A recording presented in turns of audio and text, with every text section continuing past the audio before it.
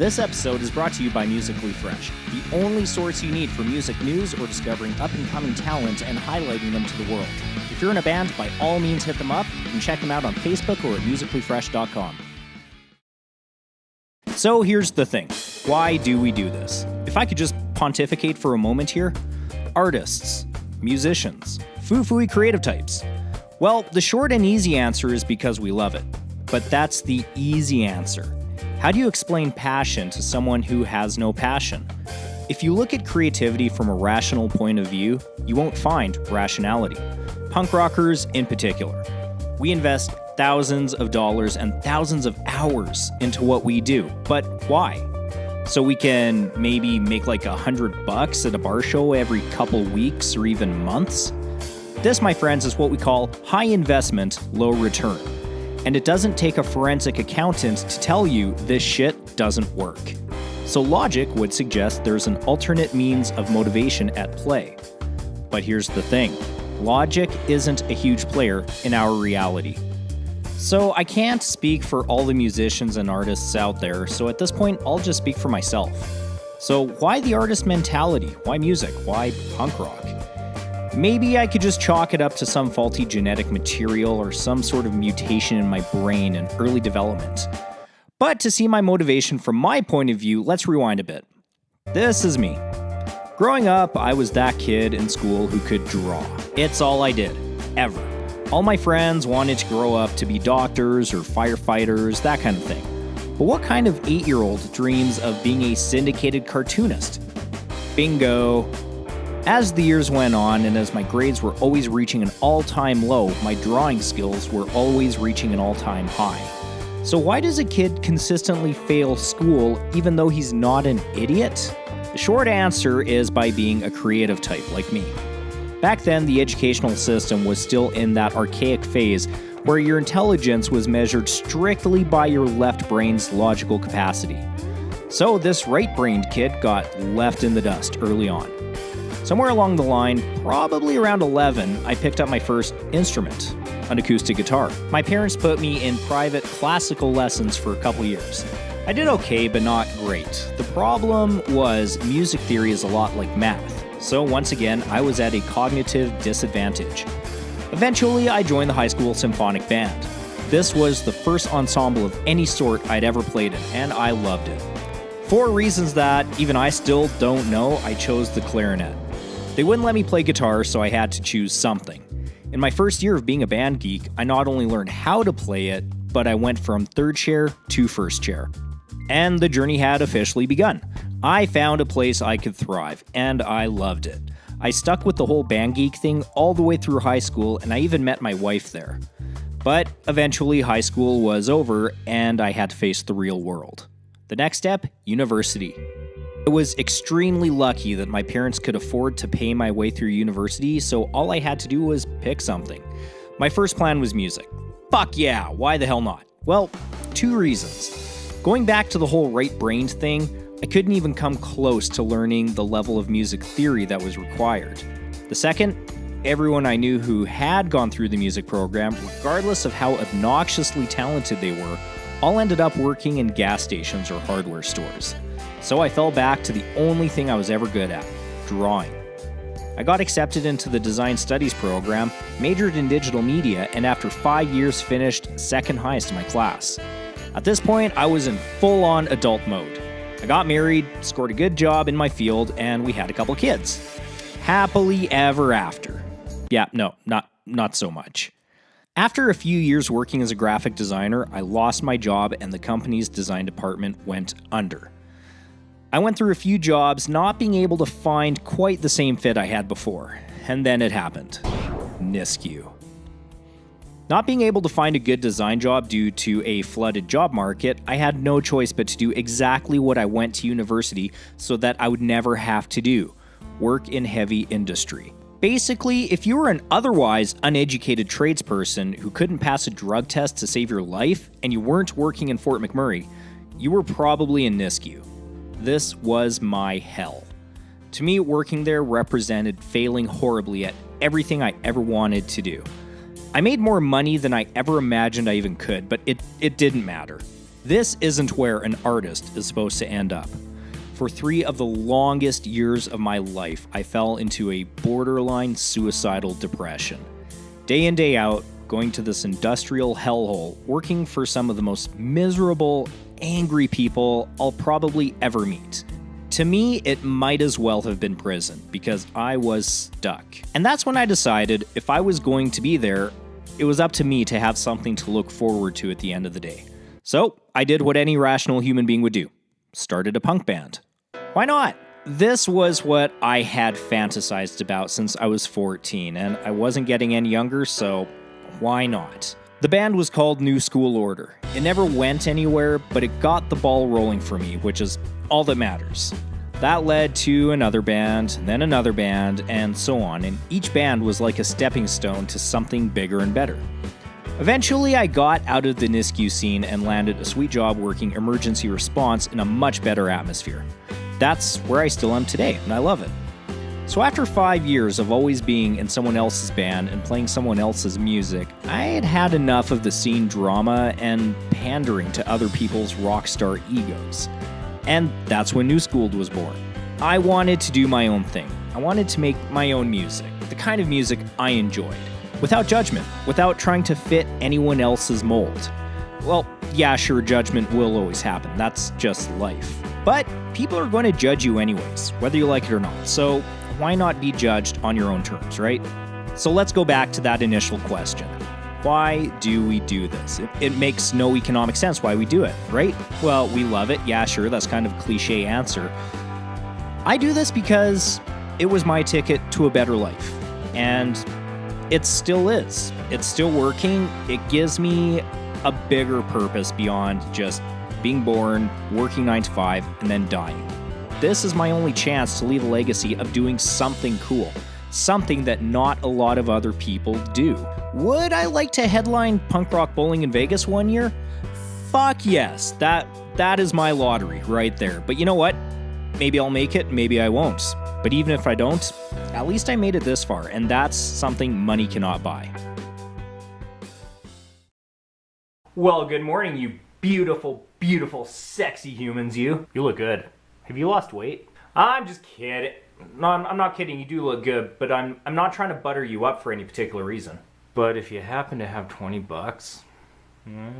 Yeah, so nothing really to report on the band front. This is another one of those difficulties about being in a band is sometimes nothing happens. It's been one of those weeks where just nobody's schedule worked out, so we haven't been able to jam. So instead I got a tattoo. Good morning, my humans. So today I'm filming on the cell phone because I'm about to go get a tattoo and I don't really want to walk in there with like my big Nikon DSLR on a tripod, so yeah, this is what you get.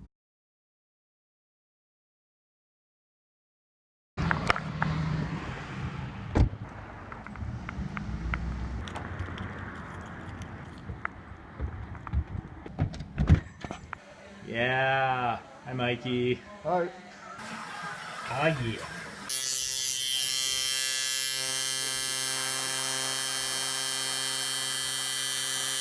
Sorry, Mike, this isn't annoying, is it? No. Is it a tattoo yet? It is now officially a tattoo. Ah, sweet. It wasn't until but a moment ago.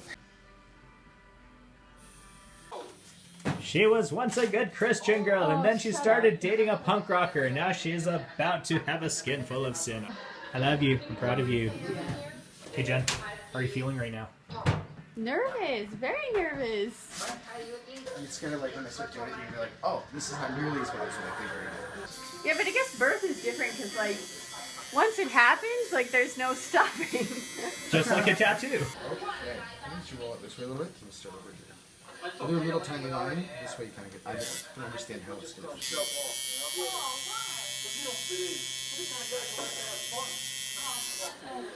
You're tattooed. You're one of us. That was like that much. Mm-hmm. Nice tribal tat, bruh. No, it's actually in the French Polynesian style. I went to Hawaii with my wife a month or two ago and manta rays and stuff. That's why though. Yeah. But you've made it this far into the video, which means you must be as excited as I am for band reviews. Okay, I've actually got a couple this week. The first one's a review, the second one's really more of a feature shout out. But the first review is a band called Vitamin Brainwash. Wait, I forgot what I was talking about. Rain dead people, come on. Taking over vital sounds to gently steal away your mind. Rain dead people, come on. Medicine and Cooperetta, stab your heart. It's too late. Vitamin Brainwash is a three-piece from Chicago. These guys are like classic metal, hard rock with a little, ever so slight punk edge to them. These guys just released an EP called Forged Reality on, when was it? October 12th, 2016. Wow, this thing is like, it's still dripping in EP placenta. It's so new. So this is a 5-track EP that is available to you, no, not you, for the price of Name Your Price on Bandcamp. As always, I put all the links in the doobly-doo below. So this one's a little bit different because so far all the music reviews I've done have all been like really very polished, very professional productions. And this one is definitely a DIY venture. So right off the bat, yes, the recording quality isn't like the other bands I've reviewed before. However, one thing I would never hold against a band is any lack of recording quality, because straight up, not everybody can afford a recording studio. You know, sometimes you have to use what you've got, and we've all been there. The reality is, the best gear there is the gear that you have. So if you don't have a pricey recording studio at your disposal, but you have a potato that records, use the shit out of that potato because it will serve you well. So looking past the recording quality, I'm going to say right off the bat, I am going to give you some constructive criticism, okay? I'll tell you what I love about it, but the constructive criticism is genuinely meant to help you make everything better. So what I love about this EP is like, it's back to basics. It is raw. And if you're going to do raw, these guys have done it right.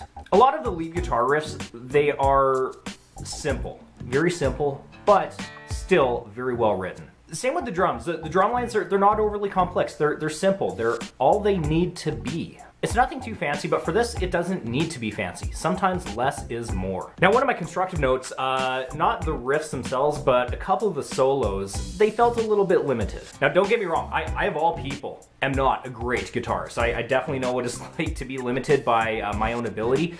But what I would recommend is experiment with not only moving out of the same couple octaves, but work on phrasing. If you don't know what phrasing is, that's basically switching up your timing, all your rhythmical devices, because I did find the solos to be very redundant, a lot of the same patterns over and over again, and they didn't really move around more than a couple octaves very much. But if you can master this, it will take your music to the next level, I promise. But at the same time, like I said, sometimes less is more. What really gets me in the feels about this is just how raw it is. It like the vocals. The singer does obviously have a very natural sense of pitch. It's simple, it's basic, and that really reminds me of like early Minor Threat or like Ron Reed's era Black Flag. Almost a little bit of Billy Corgan in the vocals, like early Billy Corgan, when he wasn't a raging douche yet. The third song, called Versus the World.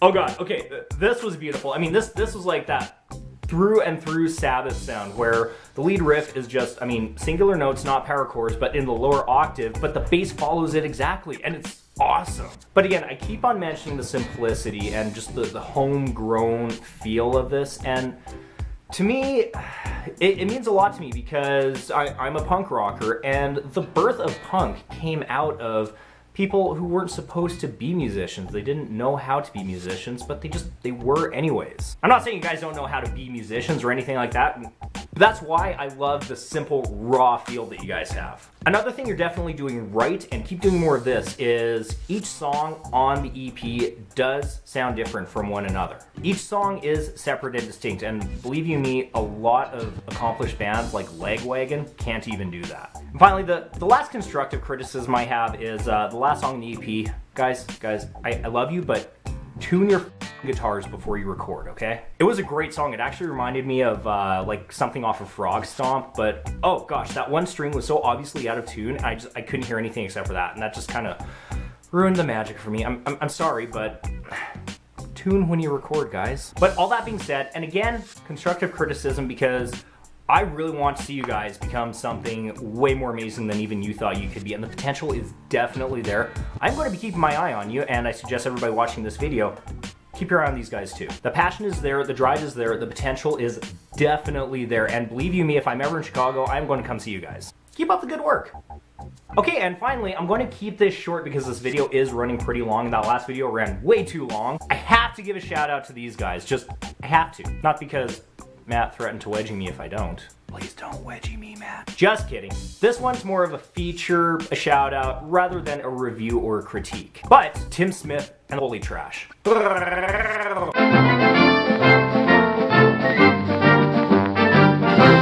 This is a 4-piece band from Melbourne, Australia. And what you just heard is off of their 3-song EP, which just came out in... Wait for it, something. It's called My Imagination. It came out on May 12th, 2016, and it is available on iTunes for the low price of $2.07. That seems oddly specific. Well, Canadian, $2.07. This is one of those bands that I'm not going to say too much about because I do want you to go and check them out for yourselves. But the recordings are amazing and the sound is amazing. These guys are like just heavenly. To me, the sound is kind of like Foo Fighters meets like the really good 90s alternative like Oasis or Soundgarden. But the singer, his voice, oh my god, his voice. It's like Dave Grohl if his voice was like silk and butter had a smooth love child. So I was going through their Facebook page trying to find out what this band is up to right now. It doesn't seem like a whole lot. Looks like they're kind of over their busy hump for the season. And it kind of makes sense because Tim Smyth, he's a busy guy. This band is just one thing he does. He also has tons of his own solo music, and he's got his own studio where he produces for other bands. So you can't really blame the guy for taking a little bit of downtime. Yeah, check them out. For $2.07, you can't go wrong. Anyways, thank you so much for watching. Please be sure to like this video, comment, hopefully something good, please. I've never had a positive comment ever. And subscribe to this channel. If you subscribe to this channel, Trump will lose the election. Unless you want Trump to win. Then maybe he'll win?